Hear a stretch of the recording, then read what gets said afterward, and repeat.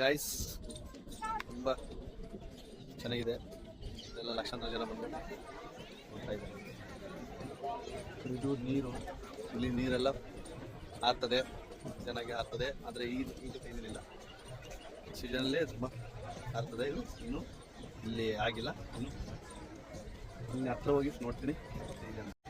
Guys selfie ತಗೊಳ್ಳೋ ಜಾಗ, photo ತಗೊಳ್ಳೋ ಜಾಗ ಹೋಗ್ತಾ ಇದ್ದೀನಿ. ತುಂಬ ಜನ ಇದೆ ಇಲ್ಲಿ. ಎಲ್ಲ ಕಡೆಯಿಂದ ಜನ ಬಂದಿದ್ದಾರೆ.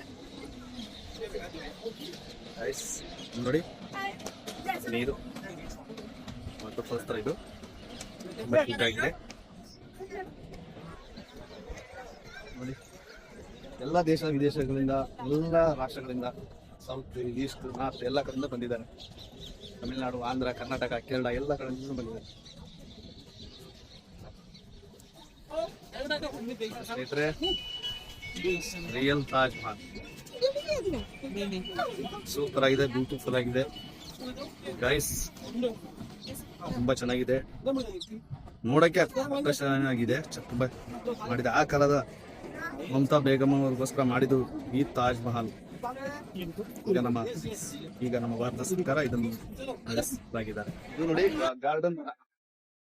ಗಾರ್ಡನ್ ತರ ಇದೆ, ತುಂಬಾ ಹಸಿರಾಗಿದೆ, ಸೂಪರ್ ಆಗಿದೆ.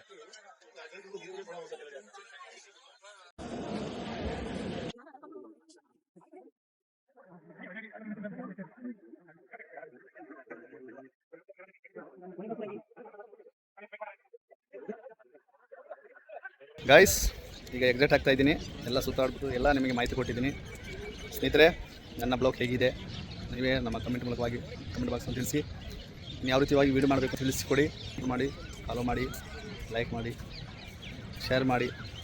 ಧನ್ಯವಾದ, ನಮಸ್ಕಾರ. ಎಲ್ಲ ನಿಮಗೆ ತೋರಿಸಿದ್ದೀನಿ ನಮ್ಮ ವಿಡಿಯೋ ಹೇಗಿದೆ.